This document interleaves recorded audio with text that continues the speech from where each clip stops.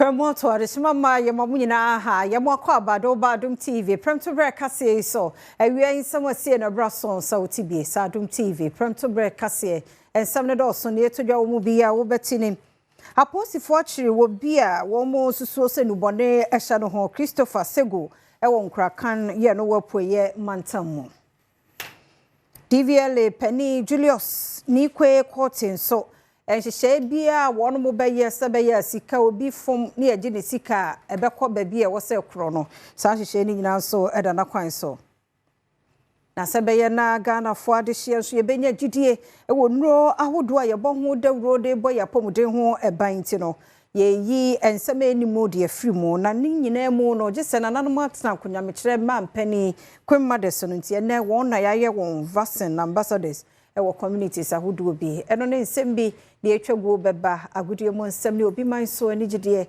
yɛde bro Adom TV Premtobre Kasee o share live or Facebook/Adom TV Extra Go TV 119 DSTV 280 ko YouTube search Adom TV 2 kwa AdomOnline.com nsɛm wani nsɛm bebre ɛwɔ hɔ bididi afia amankwa tamaklo medase afia ni de mienti esede nsɛm ne nkyerɛmu ankasa ɛtie Electoral Commission na say womo hiam free Parliament eho and the National Election Task Force se beya womo benya kwanya no na womo atumi e de abato no hunsun so wo Ablekuma North Parliamentary de no so ebetumi ababonten Abato Commission ekopiemu ewa Ghana mrashibedwafia na wono mu yi ensembisa no na ehonomo na wode tudwa se wono mu hia mrashibedwafo se wono mu ebebe mu se ne ebeya obetumi ahwe aboa National Election Task Force and afi Ghana Police Service ama wono mu etumi akeka emma hodo a ewo Ablekuma North abu na wono mu etimi ayi wono mu mrashibedwani Deputy Commissioner Dema Abato Commission Dr. Bosman Asare ene kasai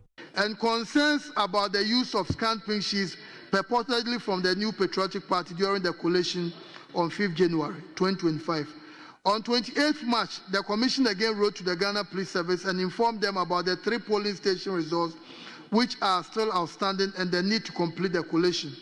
In the same letter, the Commission requested a meeting at the earliest convenience of the Security Task Force to agree on a date for the completion of the collation. And which you know, what in so etudra. On Sunday, 1st December 2024, the Commission met with the political parties under the banner of IPAC, and the decision was taken that because the same printing house printed the presidential and parliamentary ballots for the Western region and the parliamentary ballot for the Eastern region, there should be a reprinting of the presidential and parliamentary ballot papers for the Eastern and Western regions. During the IPAC meeting, the EC and IPAC members agreed that the reprinting should be done by the following printing houses: Indolink, Back Press, and Arts Commercials Limited. Obaimo posi adwumakuo no ache Christopher Sego ya wosusuo se niema bi a ya kyekere no boaboa hodro be ye nubone ewo nkrakan wo apoye mantamu Ghana Police Service ene achire onipa bi a ne din ene Christopher Sego a we wo kyerɛ dia wono mu ehu enubɔne bi ɛwɔ ne ho ɛwɔ nkurakan eno ɛwɔ apoye mantam no emu aposifo operation wono mu ɛyɛ no dwumbo so me ne toso donson wa fimpino ne aduno no mu ɛma wono mu ɛkyire Sprinter Benz bus bi an registration number AS1933-21 na sa onipa ne din de Christopher yi ɛna na etwie ɛhɔ na wono mu ɛhwehwɛ kai mu a wono mu hu aburo moto BECE enumu Kaimu ebra wonumu ebiemu no na enubone ena Christopher ahyehye ewosa emmoto no mu se yene mu kasei wonumu de Christopher akwakopiemu ewo aposifo akache wo boma hwehwemu akoso a enchebia no wonumu de no ebekakogina mu ewo asemni bia Premtobre Kasee na wo hwe Adom TV ne yeto aso dia na DVLA Penny Owura Julius Nikwe Courtin osenhyehyɛ no de egu hɔ emra no so ewo hɔ ye na dwuma pepepe na ene ne kasa ne gina se won mo hyehyɛ foforo yi a won mo ye mre da ho dada na fe won de ye adwuma no se mre bi kyewa na wo se wutua ehu sika no ba bia wo se ekopepepe no wo mo behwe se ebekɔ hɔ no mo ne Adom Kasee ene di nkomo yi echi una what mra omo wo point omo hwe e bia ya chi uni 3 points they calculate the 225 times 3 for you to pay. Yes. If you can't pay, they'll bring it. If you do gidi and you leave them, they'll come and block your license or your number plate in the system. So you can't renew your number plate. You can't renew your license. And when you come, the charges will be there. And you have to pay before we open it for you. Unamna yechiuna point 4 points you calculate by 4. And yamna me OMP, me MP, Namunyam Koya Mranu, Emami 225 no. And the baby I say you come back to Parliament and you Kasawa. Director Wadagana Institute of Clinical Genetics, ano Dr. Amma Bene Akwasikuma, or the Additional to Abino and National Health Insurance Scheme Nedie. Abino share na one war sickle cell ya really be no so a more who buy na and also honor a born wedding. We are seeing ada ye DC ho kaidano. Kwanchirefo a woda Ghana Institute of Clinical Genetics ano Dr. Amma Bene Akwasikuma ekire akwansidie bebree a wonom asoye no ena mu an senti wontumi enye wonom adwuma sede nke wopeno ne senti wode ato aban animu se womeboa wonom sede beya wonom ani so ade hunu se wodon asoye ni bi ebekomante mudu nsia wo mamu nyina na aboa wonom a wo sickle cell yare no otu kwantentene asan wa kopia yarehwe no obetumi enya mmoa afri won ho. Here more rooms. In a teaching so you hear ward. Sani etumia provided 24-hour service. Afe so inro aba etumi modify disease no. But enye all the 16 regions work krom ha and they have access to it. And afe so pempi no more sickle cell no. Wa mo families no edisika no ahwe wom. Nti wo mu nibi.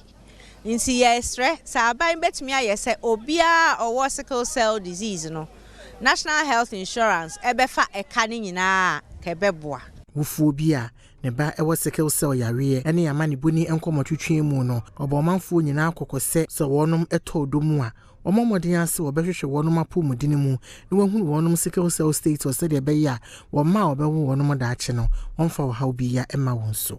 Misra abaine ne mpanimfo ene wo ma omu buaya nye ni se misra so wo mu buaya lefo a omu nka sekesefo no enkebe ya ne be ma ne nhihye ho emanyin se ma ansa na wo bekwa akọwo akola no na edisa problem ye di abrami edi abrawo ene be ma no enkoye lab test na mu hu se ampa wukọ eni wodachi nia wotie bia no so woni ni group no fa woni ni betimi atenase asumdwem na manyam baka ma modaachi epoma eni mofra na ebiso ye wa pomdi mu nsam na ye bekọ efutu Municipal Health Director wo ho ye Dr. Paulette Brown na wose afra semu 2024 no mo no sickle cell cases a wonya ye 130 wode etoto second quarter num ewa fi mu nso asa pepepe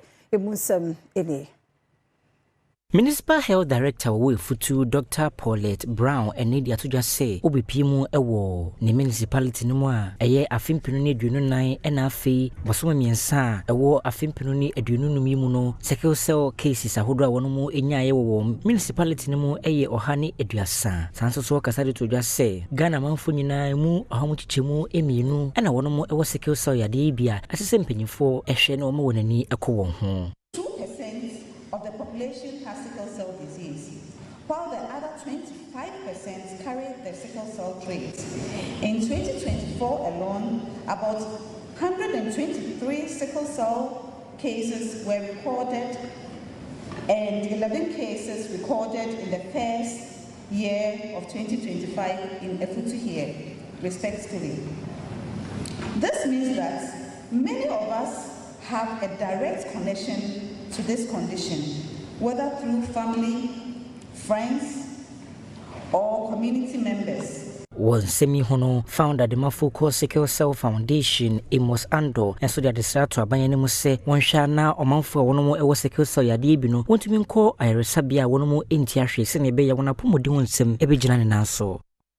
Sickle cell yare no aya na eka wo mu pa, especially say o sa middle class family no eto de bia aduane a obedi kura ya na ye wodem nanso unya crisis na bisia bia na na eja no kobo e de hwe nkwada no and then the pain medications e de maye no aya na ne boarding pa especially tramadol, petidin, morphine. We no nyina yinura ano den pa into utumu se ne bo no so edne. Nti eno ana yetoto sre senka aban no so ebetumi edna no abnemu. Na focus on sickle cell foundation ye bon dewro na people living with sickle cell so almost to me enya a free medication and free health care. Yeah, ebetumi aboa wo. Yanko apa Denchira East mensin mu ewo fifi mantam ho a ne ho nso environmental health and sanitation unit no na won mo akase ya samne senhye pa ene ne wode egu na kwan so sebe ya nyaro ahodo bi a yenya wo fin mu no ebeba fom. Environmental Health and Sanitation Unit no Upper Denchira East Municipality wo mfimfin mantam no mu ene de nhyehyeye egu akwama wode hwese obetimi ede aboa so cholera yade ano sansoso ena yarewa hodo bi a efin ede banipa apomodin so. Assistant Chief Environmental Health Officer ewa Upper Denchira East ena de nsemwe eto yamaneboni Mohammed Radiuddin Rasco enim. Excavator across the whole areas to me flooding nyina adregi all the gutters, in fact, all the streams, send a bayer and so twa, and so nyina beko, and so be njina kwemu, and so be yiri akofo. Yes, our private entity collaboration, private waste collectors or musu, and yano musu, ya din so, ya juma kama. We should have zoom line for sure the mess or mukos, private entity, almost boa, our kama, and to container side so, at the kumamu, ya making sure all the time so. Yes, you kama ga so na ebe ya be boy ho ban wasan de kokobo ekomo manfo nyina se wontwe wo ho emfamfiri se woto enwuragu basabasa ntitiro ne se woto enwuragu gatamu sansoso na woje wonnan ewo petemu a enya de se eboa waje ofitire efu osuo ateta ofie apan tuntum ofie galon bi wo ho container bi tuntum kwa ojana bia waje anu basa wonsma kwa ojoin toilet papers waje anu wonsma kwa ututu wura wagatamu ana ujai unayo bebe esi fata ana again sunu ututu wura ewo bebe esi fata we munyina yeso mu a yebe paredu yebe sema before court no na court no a deal with you. Premtobre Kasee na oguso hwe no Adom TV media fia amankwa tamaklo yeguso aye wapomdin semu Dr. Isaac Ochre wono ene pani a woda cardiovascular and thoracic surgery unit wo konfano chiaba yaresabia ho ene wodi afutu ene ma member no so mo apomdin hu hia won pa mra no bra no omunra yaresabia na won kohwese de wapomutie na Legacy Fathers Awards ase na Dr. Ochre din semi etuja Ewa fi Father's Day jumadie no kan ho bi ama Balm of Gilead Alternative Clinic NPIWC no ewo nyenya so ewa santimantem henam Legacy Fathers Award so ehye papa fodo do na nmunyam ewo mantem nemu na jumadie no na esi elder Dr. Adom Atanas wo nukria na epani kwankyerefo a oda BOG ano ne nkasie mu no wo kire se me a cancer survivor for the past 22 years na minya cancer na nyankopon fa ejanum bi so me medical officers precisely Dr. Bafo Professor Parison mo ene ye janom me papa otonyo mame na otete aduane mame enti nyame form so ma physically menkwa restored dia edu ejanom da ye celebrating the world and o say ye hwe ma pomoden na afen so nyemo ma ya mayen ye digmedia ye friend the legacy of the fathers ebeba na ye janom o mabo mo modern ewo de makeka no yetimi ahye mo animonyam empanimfo bi a wonsa ka basobodie bi eye DCOP Manuel Tekudwa ya santimantem here police ahene asantimantem here prisons commander so for empanimfo ano atwankonya ne nipa dodo na no ka ho bi ma kasamafo ebe adwumade na ase de afutuo pie dwase hwemu che se wiase nyina emema no mutanya kwamayare pa for so many good reasons.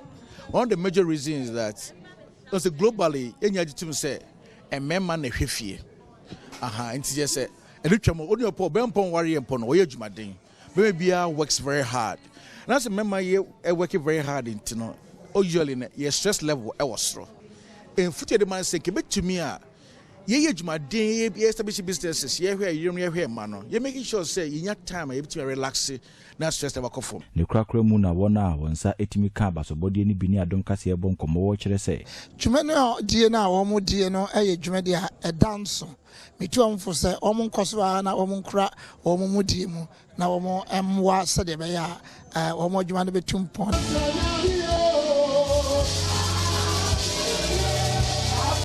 yanto so na yan koso amamo apomudin nsam no mu na sabeye na Ghana fo nyina benya gidie ewo nura yede bo ye ho ba fi nyarwa hodo bi mu begina na na so nti Ghana Collection of NGOs in Health omaye ne sese Queen Mothers no na wodo won be fantitie mu no aye vaccine ambassadors na ni wo mo nkrom honom no no omadi nkomo sabeye nuro bi sa ba yede wo bi a aka bi ani akire ebu nsemni Empempi na no enam adwempa ni padodo na wo fapane wo hunti wo yade na wokọ asupitia ya wo mpene se wo de pane ebe wo mu eno aka ho bi ama ekuye from coalition of NGOs wo mo aye nchekere som de ama hema fo mo wo memu se de be ya wo bi da obonanim ama ni padodo na ate pane wo ase eno na national vice chairman ema coalition of NGOs eye ni sewu daku aliza ni Kasee mu o kire se by 2030 we should able to eliminate vaccine preventable diseases.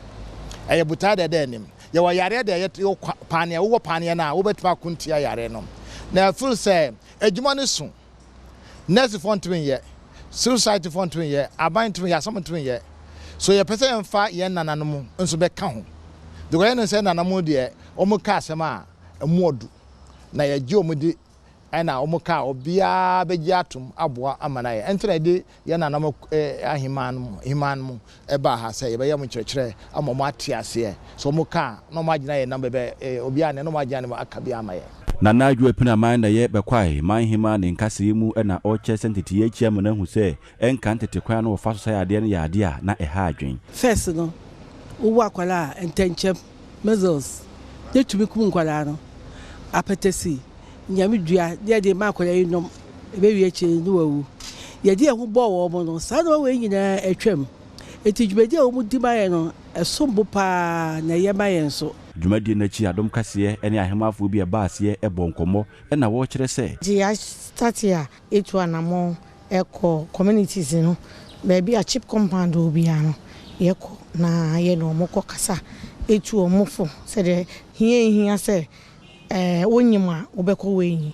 owa odoba beko antene da ma ya hwe no amansan chia me kwadwo bi mriku amanebo asante mantemu ya kwa atoye mantemu na wona hwapom de hu nsam so asa Kenya won ho ebiemu sebeya impops ya rie no ebeba fom kra otu no ase enu achi nso won hu se mekwa wo yeso a efri mu no eno so koso ho a January besi May no mu no wonya ye kra ni nipa ba aduonu enum 25 na ya sa bro afra se de no enyina mu nti eyade e wo so won sori waka na wo de kasa kire e ma ye hu Okopi mu Western Region Health Directorate apomuri adwuma efo e wo hono mo sei wono mo asanhye wo sapomu nsuo pa wo de hwese obetimi de nhyehyeye agu akromo se ne be ya mpox na afi ema wo kwa wo so a wonsa ema no obetimi aso ano ye chief pharmacist wo Western Regional Health Directorate kodwo ochra painting etwetwe nkomo de nsemu ni afoforo bi eto yenim. From January to May we have had 25 cases of maternal deaths where mothers who are going to give birth lost their lives. And this 25 is actually higher than what the same period last year. And that is a cause for concern.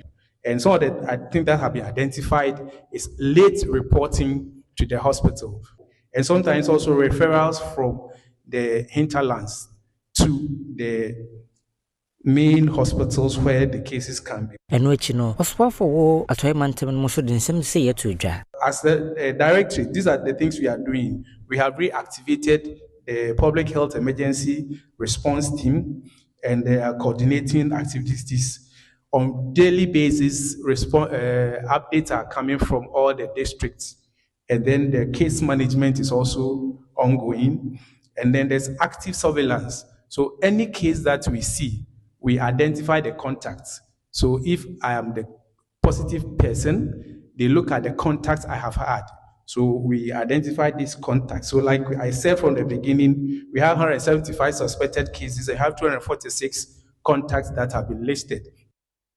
Yanto so aban yatumi abono homoden ama Ghana adehye bi a wonmo ewo Iran memo isan tokwa de ekoso ne nchen yatimi afa wonmo afri ho de wonmo eko Turkey na yehwe ni mu kwan so ogunhyehyɛ so se won so ewo Israel no so san hyehyɛ ni bi nso enche ebi bekoso ewo ho. Baya America kreni Ghana de shebe shene so a Israel man na Iran man no ntokwa man mo so e wo no mo entem na man mi no nyina ma ne man wo mo hoto paye yes say japade ahodo na nipa mo ben so age wo mo nkwa e de afi wo mo ensem e ba wo no mo mepra e mo ntokwa ye koso na dia esebani enso ka kire enam so e ma Ghana man panyini John Dramani Mahama be bo ho ma ne ye kire mu ese obehwe de nhye gwa kwa mu sede be ya Ghana de hia wo no e wo honom no obetumi ayi wo mo de makọ ba bia won kwa obetumi abo ho eban ene amane baba betodwa e chiremu adi a Ghana de hia won mo di kan ya obobo won mo ano no watumi afa won mo afi wa man mu a wodo makakopie mu e Turkey sanso so na mpanyefo heso betumi de nhye gu akwa mu a Ghana de hia won mo so Israel man emu no obetumi atwe won mo nyina so afiri ho ade wo makọ ba bia won kwa obetumi abo ho eban won sem bia Oswafo yo hwamano ne ensamaso Samuel Jato ablakwa etroye e woni Facebook so ene fiada jombo so media to so aduo no wo kire mu ese won mo ne Israel ban na nam sini eye nhyiemu sanso so eno ne Iran ban na nam sifo so ye nhyiemu ye omodi nkomo de fa hyehyɛ ye obetumi de gu akwa mu ebeboa amagana de hia won mo eman ne mo no betumi ayi o mafiri ho no ma bebeboni bia ento won mo Yedu so ne ye etwagui ene ye fiada juada na nsem sisi ma benada de ba ne wukuada ya wada Tedu fiada se ya mambotuma ba na odi amaye yemwakwa ba efiabada se ye hwede etwagu okay nti no yemofama na wo share BECE social na se no wiki was ningina le kogu ene nyame as papa ye to bi no na no the mansam no mo no very interesting papa na the mara nso na judges fa oye opamhima ha meyi wonda wo besna court Supreme Court hono no so wona no ba ba mu no wo keke nsem bia no so no interesting pa this week nti me yen try e hombra na mfa mma na hwefo yankomra mambotuma ye krado etwaso mamo akaba sunko umbra dia eritweguo odo na yebezinka na yakwa kwhwe oye ajajefo a omampanyine yi hon da wombasen nanka won call Supreme Court oye iku a wo mbra hye bedwum a wo hye da wototo dam judges yan no Justice Mensa a oka ho no chimpa de se Galamsey ntokọ no yeboko na yakuniye ya wo ma judges fo no nkosua Chinese kasa enkohwe da musemi okodo no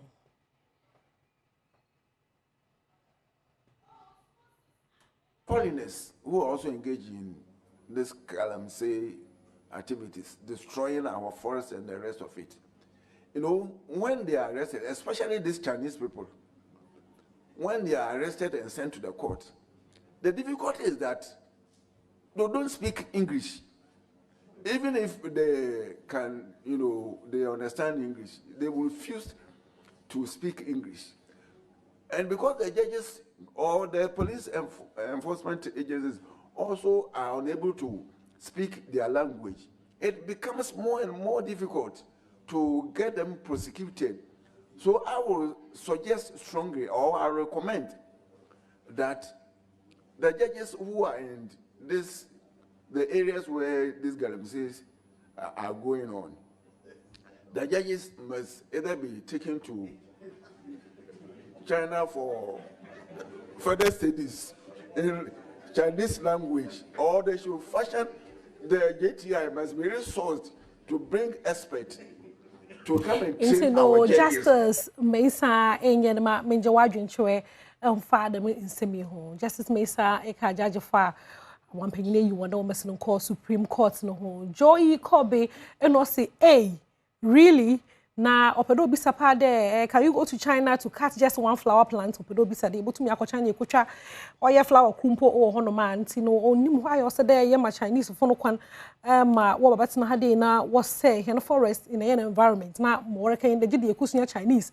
ansa na yetum na yetum won efri ha de na de yetum ya stop one ma won say hen water bodies na forest na environment nti no je ikobi ne adwencha ozebe inyen Richard Opoku Brako ose But all the same, we can get these judges with the translators, one was no translators, one from my judges, no, now we two na watch it in some no more as a amahon. Yansa Paul Kasee, you know, say, Podo Bisapa there, when they were coming to do Galamsey, no, Obamazana was see a Ghana Kasana and Sana, war Babayana, into no so, Nasen Bisa, Opede, Obisa, Ingen, Ma Yantua, and some no do. Na, yeshe, the penny. Say mzwajo no kwechika kra OSP beba kade oye suafo dada wa na ohwe Ghana tika samdo kero for riata no niju mezimu no nyema bi ankoye ntinkombra na wontoto na no da wode hye no papa no wentum anko ntino oye OSP obomoden friends am suafo zo tu wonanyim da oyaze we declare no wanted wiki mu no oye court appeal oye kero for riata na ebusuafo zo kwae denka when you wanted ni if you no or yaza court boarded or yaza obeji them some of that too ma minje wajin chwe mfada minsebio nana owusu berima eno say ono hunde or ye good news papa na oforiata on so nche no biara o Ghana hade no so na ajin Charles the ben na megate Wilfred and us say, you know, on nya kra Zama Ken. No say this is too bad for Ken. No so na dwinchre enyen. GL Peter and us say or no hunde or them bra iye juma iye papa. No so na dwinchre was a benya. BECE candidates for our kwekwocho ya wiki nyame ho na dom ma wo wie no wo kyerɛ hen za akodo o examination ho honom nazi ma yenkete wiki mu no nsama wo ka kyerɛ hen.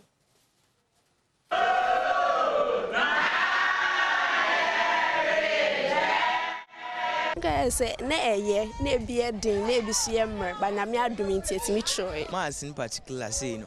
Me to me pa, me troy pa. Na me name say me actually. The fun e better. Enye bibia like ebema me yema hihye me bebre. Na enye bibi den bia. Na me adom inti etimi atro. Me dey remember me home from 6 to 15. Then ya me be ma me bia me pay. Inti no yema from menye no wachirima wa destroy paper no. Ma menje wadwenchre onfa da mensemiye. Bimfet and I say so these kids believe that if we bring the maths paper also be said them from inti ka for baba paper no yesane is a brown one na obotum na wa solve paper no amahene nde arabium na inti no so na dwenchre nyen sam ne ye nsiru ye papa inti no resro Kasee Junior or say the master me from me work ye nyina ye kebi or we all said some and our so natural on jim from easy the paper no wa destroy paper no pa Farouk Adom no say next 3 months no but say there onya 30 now so no wenya the first choice into no Farouk Adom so na dwencha or the bang and baby ma ye do no ma ye share hen video of the day.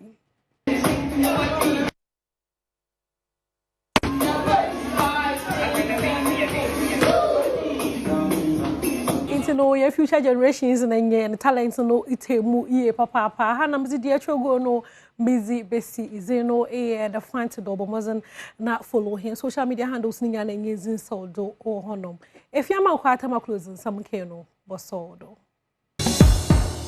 Kwab BMA Adom TV Kasee na ugiso no na atoyamantemo soafo Joseph Nelson na esese mpuntu bekoso pa na nkabom ni asumdwe ye adwuma ntokwa bia ni wonum afam nti ebraso ehinsemu ntokwako emwa enkro mpuntu nti obesere ni die mu a wontwa ni nyina ngu omompra asumdwe ani mpuntu Swafo wo atoyamantemo Joseph Nelson enedi atodwa se sempuntio ebetumi aba mpotemo bi a gese wonum nyina aka won ho aboma masomdwe aba na wayi wantwi bia e de afiri wonum entemo netitiro ene aheni ho ensem okasa de todwa se obepimu atoyamantemo a de ntia wonum nhye na ho mpuntio bebre eye nentemo wase awodo a asori e won krofuku bi entema wasasa daroma wonhwe ne won sisi ne nyina asa na ebeya mpuntio a wo hwehwe ne wonsa betumi aka Nana President, it is important to note that development thrives in an atmosphere of peace, and where conflicts arise, it impedes the development potential of any region, Western region not excluded. I'm particularly worried about the numerous chieftaincy disputes in some traditional areas in the region. And I want to use this platform to plead with Nananom to work through the judicial committees of the traditional councils and to use mechanisms, processes, and any other legal means provided for in the Chieftaincy Act to resolve most of these disputes. President Edema Western Regional House of Chiefs Nana Kobenan Ketia Wotoso Enum Enso Kasadin Sembisi Etuja. We had a meeting once, I don't want to mention the president's name. He says, Nana, I'm assuring you that every penny from the oil will be used to construct the railways. We don't know whatever happened to the money. In 10 years after this oil, what has happened to us? What has happened to the economy here? We have a port, and yet the city seems to be dying. And meanwhile, we are busy building a railway line to, what's the name of the place? Boankra. What for? Who brought up that idea and why? If you want inland ports, the water lake is there. Yeji and so on and so forth. Ketekrachi and so on. Why? Engineer Henry Kwajobuatin, one of the president of the Institution of Engineering and Technology Ghana, no. Or the Adisrepa to a binding impa Galamsey, no. Or so when you deal with say young choir no, say you so and so.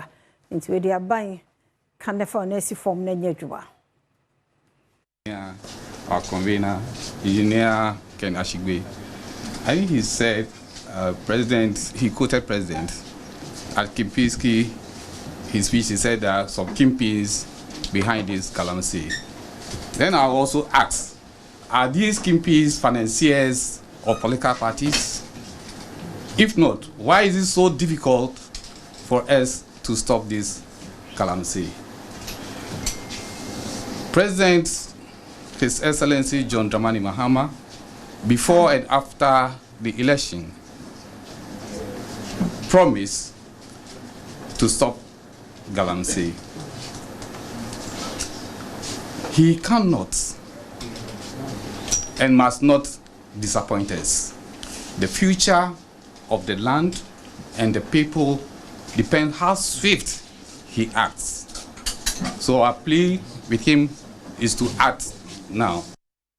Dear do so ne Adom trotro make us a prince who says see do akopiemu ewo tete kwashi fi sempanifo ehwe akwanso de abetu dwase wo mo ba betre kwan mu ne ehwe adrobafo wa hoboa oso yentio Adom trotro ene etwagumu life and dey the trotro no abepiemu ewo eye Madina ekọ enkran ekọ Madina kwan so na eye Ghana Highway Authority e de abetu dwase wo hwe machie ya eye bridge a ewo hoyi wo mo e tresa bridge nim enu ntinu ehu behia pa se eye ekwan a ewo bridge na se e de ekọ eye Madina no ewo se sa kwan no eye nan wo mo eti so baako na ka miensa na no na ahyemkafo ebefa so ni nyina ne se bridge a wo mo eye se wo mo eti kwan so a ebeboa ama dwumadi a wo mo edi no wo mo etimi edi ne ye eti wo mo a wo mo afiri eye Madina eba no 3 lanes a no mo use 4 lanes nti se no nyame adom afiri kosiada be use 3 lanes on top wo mo eye bridge no send a traffic in Beba from your driver in India now. And some year there are others, some year. What for top up? There is my power chair. What's natural to move for who traffic no was saying? Was to say there about from Bridge no more in India, and I say, what bridge no see. Bridge in Patron. All right, no, your driver ni watch now. You say bridge now, more air in Intino. Who said traffic no eba from na so mu wie kra no bibia ebe kama etimi no ka sei eye ahyen a etwem ewa ha no 4 lanes a efri eye bridge na se de call Madina no nyame yadoma efi kosiada wo mo emfa 4 lanes ni so biem ebe ye lane miensa etino wo mo de to ahyemkafo anim se wo ye trotro wo ye private se wo twem na se fi kosiada wo se ekwan no womo atiswa na chese bridge a womo eye ewo eye obechebi interchange bridge no eno nti anama womo atisa ekwan ni so ye ne trotro driver yi eni nkomo emfa bridge a womo ye expansion no on challenge opening bridge no one more APM top of bridge no your driver ni there na make a foul bridge dey no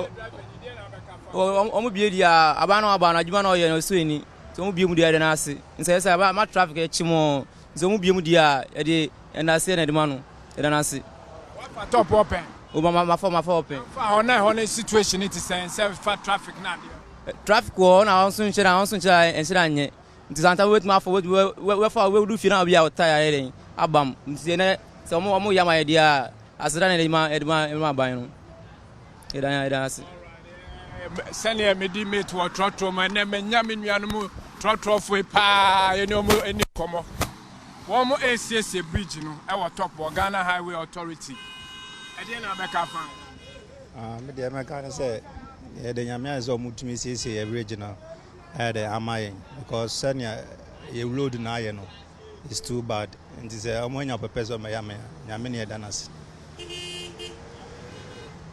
fa top open. Oh, my for open. For honor a quantity send cars aircon. Oh, so far not cars no a co wow bana portos small one bin a woman. This is almost all my yammy and many danas. All right, now trotro for one more FA in crime. Eddie woman H. Madina and a woman actual Madini. Eddie afar a year. Obechebi interchange a year bridge a one more APM. Yeah, because one a driver for a woman, a woman be eating come afa a year bridge no. A buy no edge bridge nim I was through her. And more than a debate more sham cafu. Open the way, what's where they? Said a passenger and a bit me a fool by head, Nabana. Young sweet me on your behalf. I say, almost no councils are there and your fine, sir. And the DVLA on bed on the fat of one bar and sweet me off from near Domoco. And the Beboy, especially passengers in the Beboy more. Driver no nam top one wow. Oh, everyone so. On say like Emma traffic in Sadania day, Emma Kasee. Into a year corner Benina, near Suya, near Timia, Duman said your parents have a paper. So we are driver ni, and I'm in wedding common. Means me dimeto, and I'm Munimana. Means so send a mini driver for Akasa and what trotro soon. Mention I'm dimate, our trotron him, say trotron, AMA, mates in the edges to say, away. Dear do son here Premtobre Kasee akwesi bodi edin boshe so it was me mo akwaba say bia go Banyamiato be fine and I feel that so thank God it's Friday me no stories be for bia bantino why are you still ba kukure no abada nti we fa enti enkombra ha Kasee bodi it was so amankasa enkombra. Right for that afternoon, I'm asoma fi mesese fiama kwata makru ho ana kwambia asomere samona to asoma. Kejwana kasane Kasee everybody feda menche feda shi ko dictionary mu a okoke ho a ke no akoke u I ho na ck ho mo ie ho mo ne meaning e wo dictionary mu sa na feda me ye no menche kra pa na me ko ne ade a eti Sese no ye kwenim na me change club world cup ye boy ye hu nyama ba ko mienu bi atum se footballers dey say hu line nyina e bi the new skills na eba na sese footballers the goalkeepers no say the new skills a was so no so nya opportunity fi akwawe yi so e ko international football mu a wo be introduce am obi ehun self time wasting nto che ball no sebe be ball na simam yakọ no ato yes no na we yaba no afa ne ha no ko am say haya no we enwure we ya mu na bebo ne boss ni ya penta black stars e bobo ni ya penta ma bobo na sima ko sha he do chere yes we no we system so that's time man red card kwada da to ko ni player we wa na kuma player ahaya kwa we su ara bobo ni ya world cup na ko we world cup ase ni coach sing onyai wontie aso de music so say ko mo area mo na ona ya campaign pa he do chere hey, nana minim sa ai Antoine Samanyo wonim drawings you. Obia na yo. Hwe, sa na no se me catch now. Se afia man kwa na yi ba ko aye brodoton. Onim brodoton kasa ne brodo mu dudu tofun tan. Na no na shi kakra bi ba so. Ye di ni sa. Antoine Samanyo sa ono so draw onya bad. So oni ni team ba ma fofo no ne ade omo ya no mo drodo team dia crest no. Na no de na nya bad. Tie so obi andro no de ne semenyo drone de almost sere ne de but e be fa ne sa mama sanga kam here be put it to a good draw Antoine Semenyo na ha Antoine Semenyo drawing here mama ne fans egu ya efo I don't know yes efo one for so no things bebre na epe no wanya a wonderful season for Bournemouth. The next season they so uswa bobo Bournemouth na fifi cause Liverpool more clubs pen pa enya sanketo ye pa about touch so benya bigger club na timi aboa e Black Stars na bibia so timi akoye me kan Michelle Boss na e KWICKIE me nche kra me je ma mesese fie ma nkwatema na ne moku no se shen boy ikuru na polish ho ne ma no kejwa na kasa ne Eric Kasee dubodi Yemfa Kasee no komra hwebedwa fie mu na committee a won toto Supreme Court Justice and say judges no ano no omo asetene bi koso yenkoti bi mra Maloda Kabwa Fuji, you're welcome. GSC soon to be. I'm very proud of you. I lost the case before you. Is that your question? I appealed, but I know I won't succeed because your judgment was sound. I tried the matter on a very thin line, but you distilled the law, and your writing style as a judge is unique. My question will come. You are in the mood of Justice Francois and Taylor and Co. And I urge you to keep it up. You write extremely well. Now, the question has been posed to your other colleagues regarding the non-definition of misconduct being a basis upon which a judge can be removed from office. But I differ. So here is my scenario. You judges have a code of conduct for judges and magistrates. And rule 2 of that code says that a judge must avoid impropriety and appearance of impropriety in all of the judge's activities. That's contained in page 3 of the code of conduct. Is it not the case that where this is breached, this will amount to a misconduct? You are a lettered man. You are a man of letters. A code of conduct, if it is breached, if any of the rules in the code is breached, it will amount to a misconduct. You agree with me? Thank you very much, Chair, and I'm humbled by your initial comments. Let me say this. Yes, it might amount to misconduct, but should that misconduct, depending on the facts, be the basis for removal?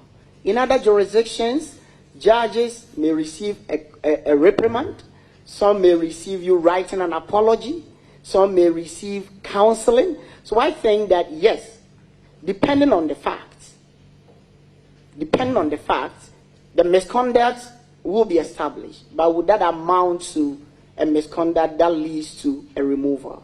It's another matter. Thank you. Malad, you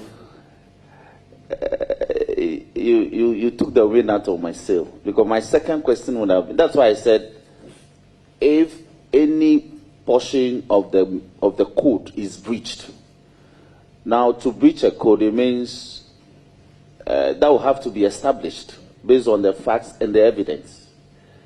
So when it is established that the code has been breached, then the second stage will be, what are the penal sanctions applicable to the breach of that particular code? So once we have a code of conduct for judges, every other matter regarding the removal of a judge will have to be based on that code of conduct. And so we'll leave this matter. Now, my issue is this. I'm waging an advocacy here, and it's in respect of career magistrates. Career magistrates don't receive equal pay for the work that they do with their professional career magistrates. Will you join me to ensure that they receive equal pay for equal work? And by way of providing further and better particulars, professional magistrates, they are entitled to official accommodation, official vehicle, official everything. The career magistrates doing equal work are not entitled to official accommodation, they are not entitled to official anything, save for the nominal salary. And I believe that that amounts to great injustice being done to them, especially when they don't have the opportunity to progress.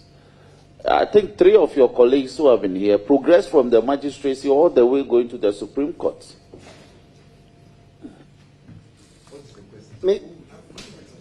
Mr. Chair, well, I think I will join you insofar as they do the same job, but ultimately, you are here, you are the one who makes the laws. I'm not sure any career magistrate mount a court without a statutory backing. If you, who is waging this advocacy, is of that view, then I will respectfully ask that you ask your colleagues to join you so that you have a law that will support the position. But on the periphery, I agree that if people are doing the same work, then they should have some benefits. Because in other countries, Uganda and other places, they still use some of these magistrates, and they have a better way of treating them. Thank you. My Lord, your answer gives me opportunity to come back. We have enacted the law. That's the labor law, the Labor Act. Labor Act is very simple, that you must pay a worker for the work that he's done. You don't discriminate. So equal work, equal pay for equal work. Now, I've run into problems because I'm rather told that it's a policy of the judicial service. And I've raised the breach of the Labor Act many, many times at the committee level. So, while you've given me an indication, I may have to push this further. And actually insist at the committee level that that policy must align with the terms of the law. So I thank you for your opinion. And let me wish you well. We'll have the opportunity to come before you. I wish you all the best. Thank you. Thank you very much. Adom. Nti sansam no ne besi akire ebekwa akɔwie ye de bɛbrɛ yen kase ahodo mu yenkwa ne gidie mu ensam na evangelist akwasinya ko a woto nwomu wode adesere mama mpani John Dramani Mahama, First Lady Lordina Mahama, NDC mpanifo bebi ene mekeka ko ne side no ewo fom ne sikasam wo fom to obesere mpanifo yi so mbeboa no tempo no manye se passe ken de wonu masoma mekan ene Asante region Asante ready chairman Nana Kwasi yewura Ludin mu nyina mu de mekan nyum no ye ba ho twa video bibi ewo YouTube bibia ye ba papa fie e ma ye beto ye maame Lordina Batampa oba fefe oba ni munyamfo up to now nsanka me bibia ani die mu a ayum no ye me na me compose so anyum so me ye na so abanfa so sankofa de ye nchio sankofa yi John Dramani Mahama na sankofa amna de ye nchi yakofa naba nyema yakoso papa me nya program nko because Asante for ane Ghana for some boy mama NDC misu ko tankora komo deme papa me sremo same gemfi ewa Ludin Nana Kwasi mesremo yewura John Dramani Mahama papa kakra bi amre bema yenye no so na Adom TV Premtobre Kasee na hana bema kwan na ye de sie ye da semre ne adaje a wo de maye beda team no so ase mede afia amankwa tamakulo kumankra kwa bisto na ye crowd of fire for fire etwaso